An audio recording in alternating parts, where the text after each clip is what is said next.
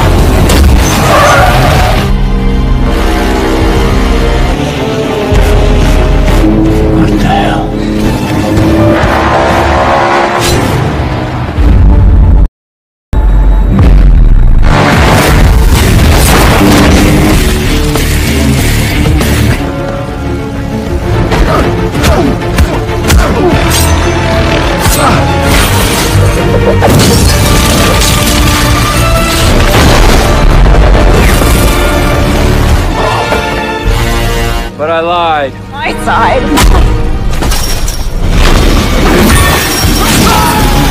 Have a nice flight.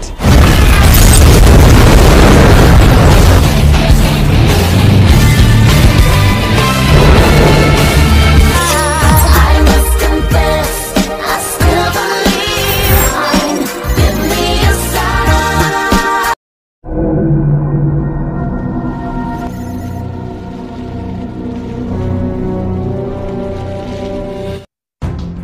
Film ini diawali dari pertemuan rahasia dua kelompok yang paling brutal. Mereka bertemu di bangunan tua Ukraina. Kelompok tentara militer yang telah membawa senjata untuk diperjualbelikan kepada bos mafia. Mereka pun langsung bertemu untuk membuat sebuah kesepakatan. Satu bahan peledak yang akan dijual sangat mahal dengan berlian. Hollow plutonium at 9.7 kilograms with tritium boosting. Sebelum melakukan transaksi, di mana salah satu ajudannya yang bernama JJ langsung menginformasikan kepada bosnya Christopher Cole untuk bisa berhati-hati karena bahan peledak tersebut harus bisa dirancang dengan perencanaan senjata. Tetapi Christopher langsung menurunkan senjata kepada JJ karena dia tahu apa tentang perencanaan senjata.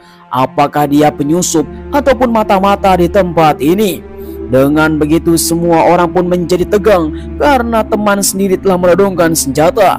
Akhirnya penyamaran JJ telah terbongkar.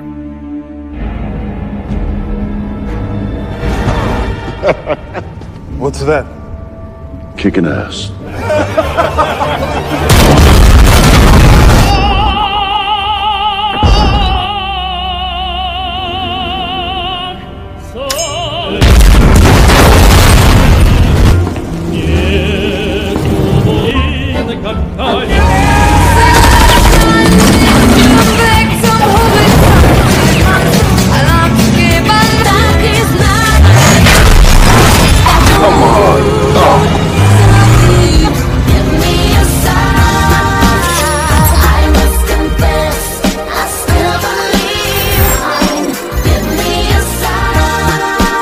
Sungguh tanpa diduga, ternyata JJ adalah mata-mata dari CIA. Seluruh anggota agensi langsung memberikan support kepada JJ dan bertepuk tangan. Dia telah mengalahkan semua para penjahat dengan misi sendiri.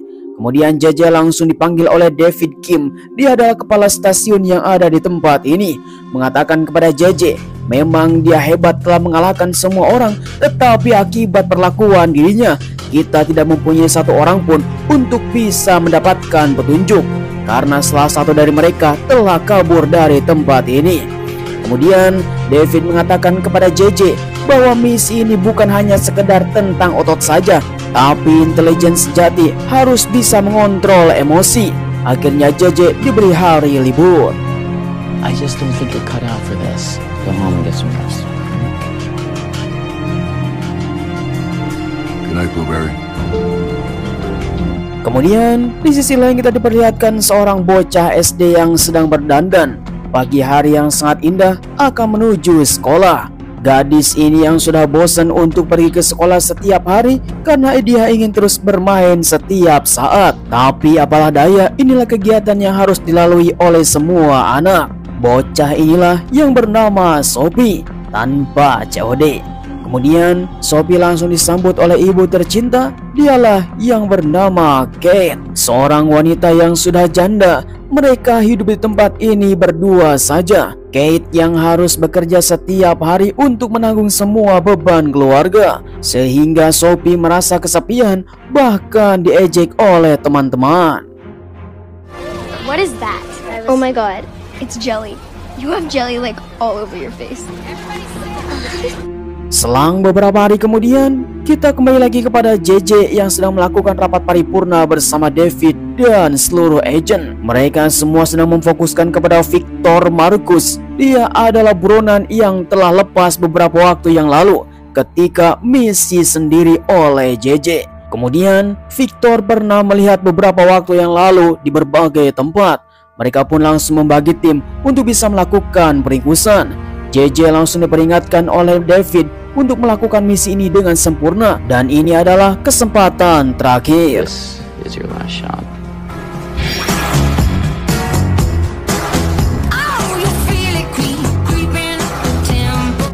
Singkat cerita, JJ langsung menjalankan misi dengan seorang wanita. Dia adalah ahli teknisi yang bernama Bobby. Walaupun sedikit sengklek, tetapi dia harus menjalankannya dengan sempurna. Ternyata misi mereka untuk melakukan pengintaian kepada Kate dan keluarga, karena Kate adalah adiknya si Marcus. Kemudian selang beberapa saat setelah itu, Kate yang telah keluar dari apartemennya, Bobby dan JJ langsung membobol kamarnya Kate untuk memasang beberapa CCTV dan akan melakukan pengintaian secara otomatis, di mana mereka pun harus memasangkannya secara tersembunyi. Akan tetapi, tiba-tiba saja Kate kembali ke rumah.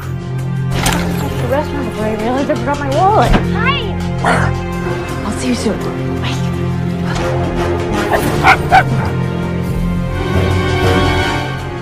Out the front door. Out the front door. And wait, freeze. Hampir saja ketahuan, untung saja JJ berhasil lolos keluar dari apartemennya Kate. Mereka pun telah menyasang CCTV di berbagai tempat, di berbagai sudut, bahkan di kamar mandi. Kemudian ketika mereka sedang bersantai, Bobby ingin melihat peralatan apa yang telah dibawa oleh JJ, sehingga dia pun langsung teledor. Do not. Just in case. No. Selang beberapa lama kemudian, di mana Sophie baru saja pulang sekolah, dia mendapatkan pesan dari ibunya mengatakan bahwa makan siang ada di kulkas dan semuanya ada di tempat ini. Meminta maaf karena ibunya tidak akan pulang pagi-pagi. Kemudian seekor anjing yang sedang bermain bola, ternyata bola tersebut telah dipasang CCTV oleh JJ, sehingga menarik perhatian kepada Sophie melihat ada beberapa lensa di atas bola tersebut. Ketika dicek, ternyata itu adalah kamera tersembunyi. Sophie yang sekarang melihat dari internet dengan melakukan aktivasi menggunakan sinyal wifi. Dia pun langsung mengikuti di berbagai tempat kamar apartemen dan terlihat ada sebuah kamar yang mencurigakan. Sophie langsung mengendap-endap ke dalam ruangan tersebut dan JJ akhirnya bersama Bobby tertangkap basah bahwa dia adalah seorang intel dari CIA. Are you guys CIA? No? Then why don't you hand over that phone? Sungguh tanpa diduga, penyamaran mereka telah terbongkar oleh anak SD umur 9 tahun. Walau bagaimanapun, JJ terus saja merayu kepada si bocah untuk memberikan handphonenya dan meninggalkan begitu saja. Kemudian JJ langsung mengatakan kepada Bobby bahwa kita harus membunuh bocah tersebut dengan seakan-akan dia jatuh dari tangga. Tetapi rekaman tersebut telah menyala sehingga membuat ancaman kepada mereka berdua. Damn, she's good. What kind of deal? Sungguh bocah yang sangat cerdik. Dia pun langsung meminta JJ untuk ikut bermain di taman ski. Dia yang sekarang sedang kesepian meminta kepada JJ untuk menemaninya di tempat ini. Dengan sangat terpaksa, JJ harus menemani Sophie. Tetapi ski adalah permainan yang sangat dibenci oleh JJ karena dia pasti terjatuh. Okay, I got it. Whoa, are you okay?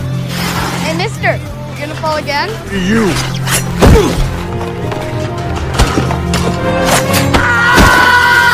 They started it. Pada akhirnya JJ telah menjatuhkan dua orang bocah. Dia pun telah diusir dan pulang ke apartemen dengan membawa es krim, di mana Sophie langsung berterima kasih pada JJ. Hari ini sangatlah menyenangkan sekali. Tiba-tiba saja Kate yang melihat anaknya bersama orang asing langsung ditonjok. No, wait, oh my god. Oh, my daughter! And JJ saw it. He lives upstairs. He recognized me from the building. Oh my lord, and Taylor, how did you do that? Well, I'm sorry. It's my kid. I think you made a little peep. Sungguh hari yang sangat sial, di mana Sophie yang sekarang terus saja merasa kesepian karena ibunya yang selalu bekerja sampai larut malam. Dia melihat JJ yang baru saja tiba di apartemen dan langsung membuat sebuah alibi untuk meminta tolong kepada JJ karena saluran pipa wastafalnya telah bocor, sehingga Sophie mendapatkan kesempatan untuk mengajak JJ makan malam di rumahnya. Maybe JJ could stay for dinner. Sebagai rasa ucapan maaf kepada JJ, akhirnya Kate mempersilahkan JJ untuk makan malam bersama mereka sambil menceritakan latar belakang JJ. Dia yang baru saja pindah beberapa waktu yang lalu menyewa apartemen untuk bisa tinggal sebentar. Kemudian Sophie langsung meminta kepada ibunya untuk membawa JJ ketika pertemuan di sekolah. Maybe JJ could take me. He's not. He's unemployed. Sophie, that's not very nice. Please.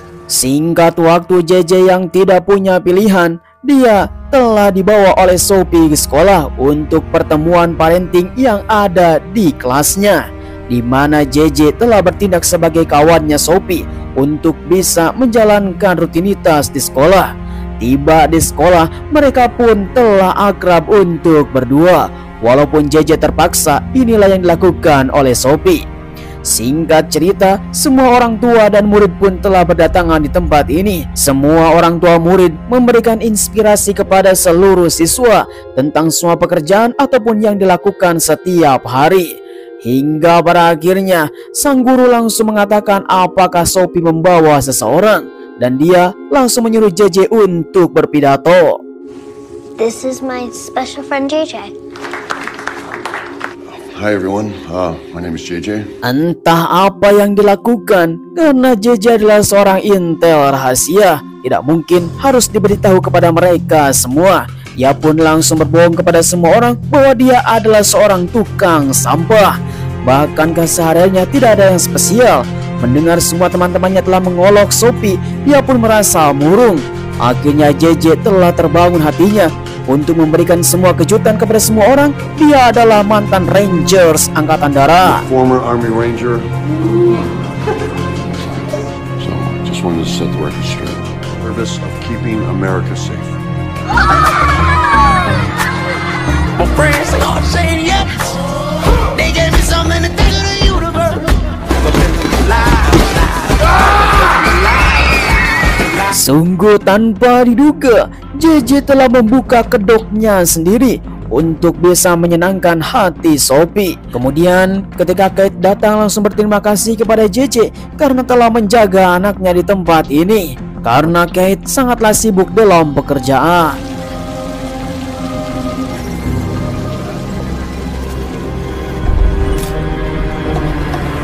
Kemudian kita akan pergi ke Paris, seorang buronan yang bernama Victor Marcus. Dia yang sekarang akan menjalankan misi aksinya. Dalam waktu yang sama, di mana JJ malah terpaku kepada Sophie. Dia yang telah dimanfaatkan oleh bocah 9 tahun mengatakan kepada JJ kalau ingin menjadi mata-mata, apakah dia bisa seperti JJ, karena hidup ini sangatlah sepi tanpa teman siapapun. Tetapi JJ mengatakan Sophie tidak pantas menjadi seorang mata-mata. You're just not the spy type. Oh, I see.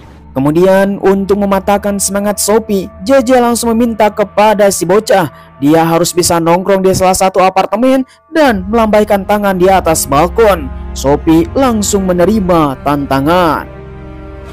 I only need 5 minutes. C'est la vie, c'est la vie. Avec mon régime végétal, je suis le roi. J'y pense puis j'oublie milliards de petits martiens. Sungguh tanpa diduga, Sophie telah melambaikan tangan di beberapa balkon apartemen. Kemudian Sophie langsung mengatakan kepada JJ, inilah yang terakhir kalinya dia ingin bermain mata-mata. Karena seorang intelijen suka menghabisi semua targetnya, dia akan berjalan di belakang kobaran api dan Sophie ingin merasakan hal seperti itu.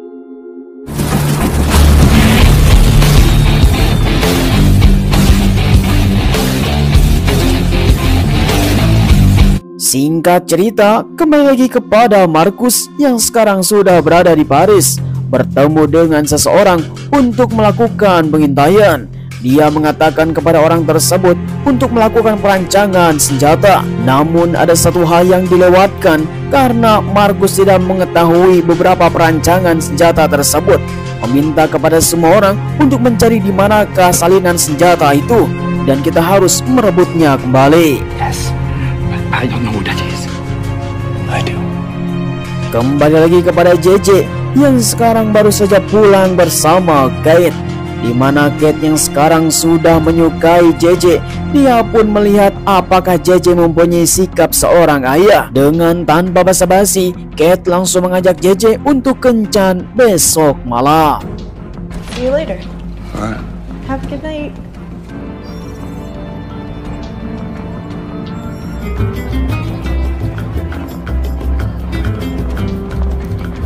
Singkat cerita, akhirnya mereka berdua di sebuah restoran mewah Spanyol. Satu sama lain mengungkapkan semua kesehariannya, di mana Kate semakin terpaku kepada JJ karena dia mempunyai sebuah sikap seorang ayah, bahkan mempunyai kasih sayang seorang suami. Di sisi lain, Sophie yang dibawa oleh Bobby untuk mengintel apa yang dilakukan oleh mereka berdua di dalam restoran. Dari kejauhan telah disadap semua apa yang mereka lakukan. Namun dalam suasana yang sangat canggung, Kate langsung mengajak JJ untuk berdansa di tengah-tengah musik ramai. Let's do it.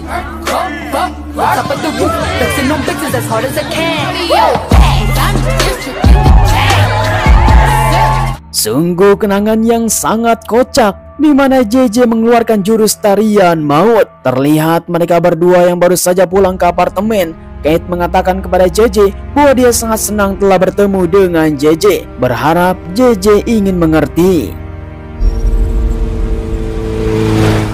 Zara, you worry too much. Singkat cerita, di mana Markus telah berada di Berlin, Jerman, akan melakukan perencanaan senjata, namun sayangnya telah dibuntuti oleh para agen CIA, langsung dipimpin oleh David. Mereka semua telah membuntutinya ke tempat ini untuk menggagalkan semua perencanaan dan merancang senjata tersebut, di mana Markus akan masuk ke dalam sebuah ruangan. Tiba-tiba saja seluruh para intelijen langsung melakukan peringkusan.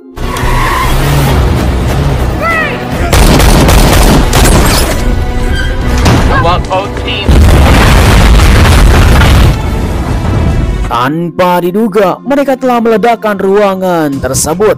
Namun tanpa sadar, ternyata Markus telah lolos lewat pintu belakang. Selang beberapa lama kemudian, markas intelijen CIA Virginia, di mana JJ dan Bobby langsung dipanggil oleh David untuk melakukan laporan apa yang telah mereka lakukan. Namun semuanya telah terhubung oleh David. Dia pun mengatakan kepada JJ bahwa semua misinya yang ada di tempat tersebut telah gagal karena JJ malah bermain dengan si target, memakan es krim dengan target, bahkan dia memasak bareng-bareng dengan target. Bukan hanya itu, menari konyol yang telah diunggah ke YouTube sampai viewsnya mencapai 1 juta. Hingga pada akhirnya David langsung memecat JJ. You guys are done. Singkat cerita, setelah JJ dipecat dari agensi, dia pun langsung bertemu dengan Kate, langsung mengutarakan sesuatu yang menjadi sebuah kabar untuk Kate. Yang pertama kabar baik, yang kedua kabar buruk. Kabar baiknya adalah JJ telah jatuh cinta kepada Kate dan mencintainya dari hati yang paling dalam. Namun di balik itu semua, JJ adalah seseorang yang belum Kate ketahui. Dibawa ke kamar apartemennya, di mana Kate langsung melihat beberapa monitor yang terpampang kamera tersembunyi apartemennya Kate. Maka disinilah Kate kecewa. We're CIA. Kate? Sungguh keputusan yang sangat berat sekali. JJ yang sekarang patah hati karena cintanya telah ditolak oleh Kate. Walaupun seperti itu, inilah semua yang sudah menjadi kenyataan seorang intelijen, karena dia tidak bisa melakukan hubungan dengan orang lain. Kemudian sebelum JJ pergi, dia langsung bertemu dengan Sophie, meminta maaf apa yang telah terjadi karena misinya sekarang sudah selesai. Seseorang yang menjadi target sekarang sudah tidak ada. Sophie yang sangat bersedih karena akan berpisah dengan JJ, satu-satunya orang yang selalu menemani di setiap langkah. Akan tetapi Bobby melihat dari monitor, ternyata JJ telah dibekuk oleh seseorang. Holy crap!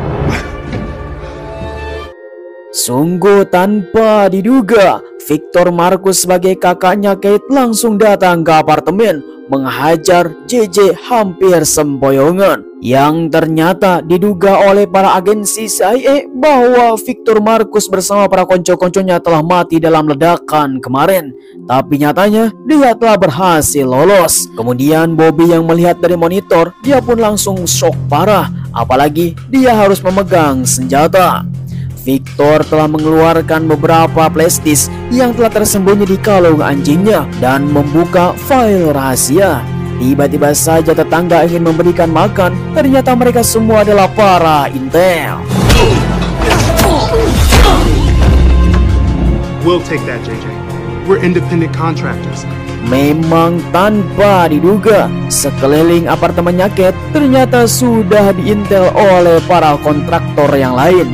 Mereka semua menginginkan file yang telah dikeluarkan oleh Marcus di dalam anjingnya supaya bisa mendapatkan rancangan senjata. Namun tanpa diketahui oleh mereka, Bobby yang tersandung dan menjatuhkan senjata otomatis.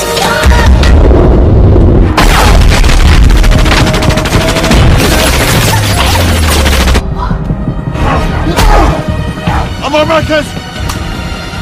Freeze! Oh, bitch, you don't know me. Kicking ass.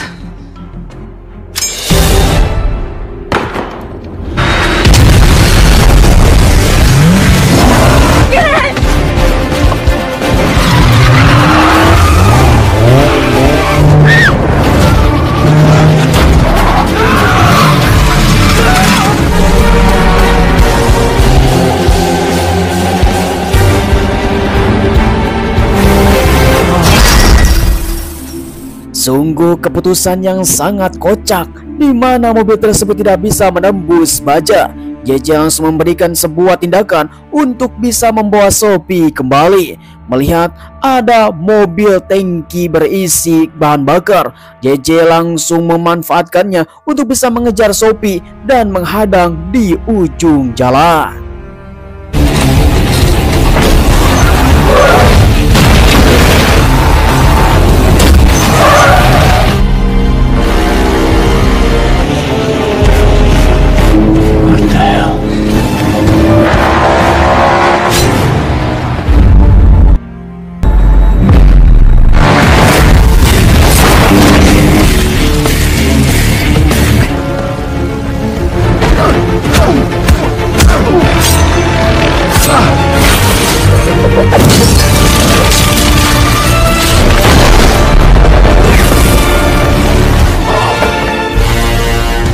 Situasi yang sangat genting. Sophie yang akan terjun bebas dari jurang dan berada di atas pesawat.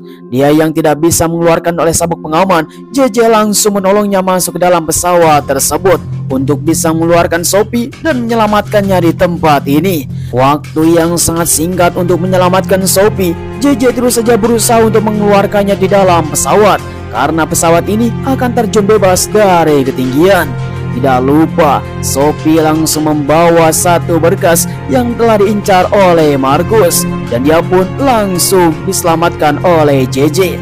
Sayang sekali ketika dia akan kabur, di mana Markus telah menurunkan senjata kepada mereka berdua untuk menyerahkan berkas tersebut kepada dirinya, sehingga situasi pun semakin terpojok. Lalu tiba-tiba, but I lied. My side. Have a nice flight.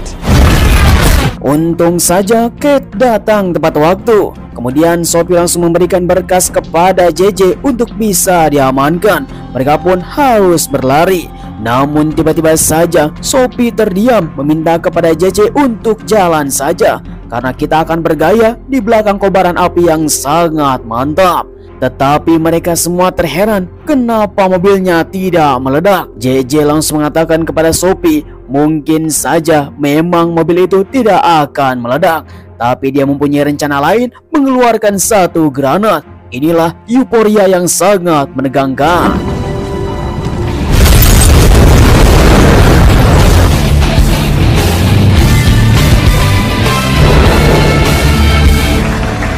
Alright guys, seriously. Singkat cerita, semua orang yang ada di agensi langsung bertepuk tangan memberikan selamat kepada JJ dan Bobby. David sebagai kepala stasiun CIA langsung berterima kasih kepada JJ. Namun ini semua harus setimpal. JJ langsung mengatakan kepada David untuk bisa menaikkan gajinya di atas rata-rata, karena dia telah dituduh dan bisa membangkitkan agensi kembali. Equal pay. Selang beberapa lama kemudian, JJ langsung bertemu lagi dengan Kate dan Sophie. Mereka telah bermain di lapangan ski untuk bisa meluangkan waktunya di hari libur. Bertemu dengan Kate membangun cinta sejati. Dia pun langsung bergoyang. Oh God.